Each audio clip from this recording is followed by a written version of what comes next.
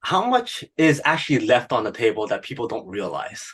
Some of the statistics we have is that 60% of business owners are overpaying in taxes. That's a lot.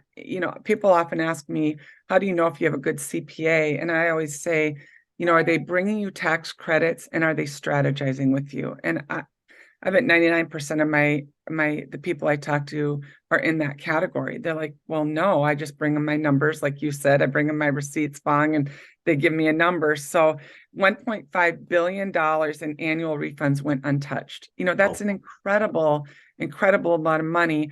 And then I have another one that I wrote down that 75% of employers are eligible, yet more than 63% of ERC funds are going unclaimed. And that is probably the biggest thing. We are talking right before quarter 3 or quarter 2 is about to start for 2023. And that is the main thing that, really I hope people take away from today is that employee retention tax credit is about to end. Quarters will start to fall off in quarter 2.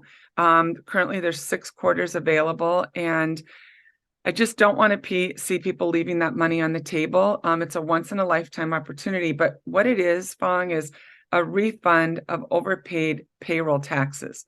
So it is connected to COVID. Um, Everybody that we've talked to seems to think that doesn't think they qualify. They think they had to have a decline of revenue. And that is one way to qualify, but it is not the only way. And so I want to make sure that nobody is wishing they'd heard about this when this is over, right? Always have a 5-minute conversation. We can email. We can even put the link in there for people to either get on my Calendly link, or they can click on a link and get a survey to get their own estimate. But at the end of the day, if people have 4 or 5 full-time employees, they had any pain points during COVID, did they have a decline of revenue? That's great, because that's a wonderful way to qualify, because if they had a quarter in 2020 or 2021 where they had a decline of revenue, the following quarter they'll automatically get no questions asked. So it's kind of a twofer, right?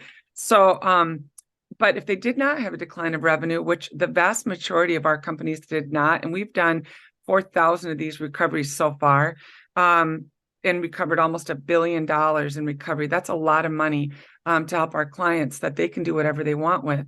But what they want to look at is, how is business, or how is commerce different in 2020 and 2021 than 2019? And, conferences weren't held. People had to work from home. People didn't come into their businesses. I live in Minnesota and we were closed. And even when we reopened, only so many people could be in a business at one time. And I know a lot of states in the United States had that same issue. Restaurants could only reopen at 50% capacity for a long time. Some companies only could have takeout. So, hair salons were closed, dentists were closed. So even if they weren't closed, maybe they were partially closed. Supply chain issues were all over the news. There's still supply chain issues. So we just ask, how was commerce different in 20 and 21 than it was in 2019?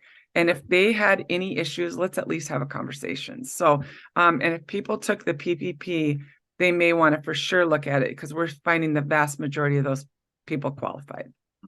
Now, I know you're focused in the States. Would Yep. you say that this type of role that you play in the States are common like throughout other countries? We have not, we've talked to other companies, and we're finding a lot of, like, someone I think was talking about Mexico yesterday, that they had nothing to help them. It was just like, well, that's the way it is. So, and it's like, oh my goodness, so many people could have used some help, especially those, even if they were an employee and couldn't go to work because their business was closed. Some business owners shut down and then closed permanently. So they were without that money forever. They had to go find a different job. So I do think there were other companies or other countries, excuse me, that did offer some things. But again, we're not specialized in other nations. I wish we were sometimes. The group that you and I are a part of, Fong, there are so many countries that are a part of this, group.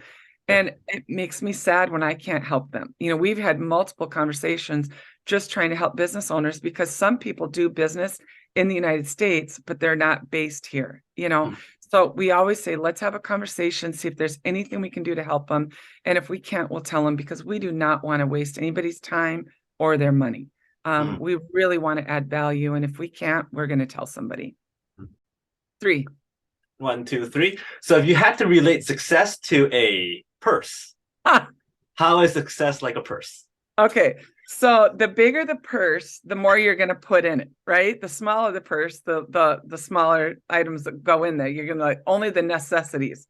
So to me, success would definitely be keep your purse small and keep the things in there that you really, really need in your life. Because again, you don't want to spread yourself too thin. You don't want too much clutter in there. Keep it streamlined. Keep it, so you're not digging through trying to find all the things. You know exactly what's in there. You have the tools and the trade things that you need in your trade to make your business successful. Nicely, that's how success is like a purse.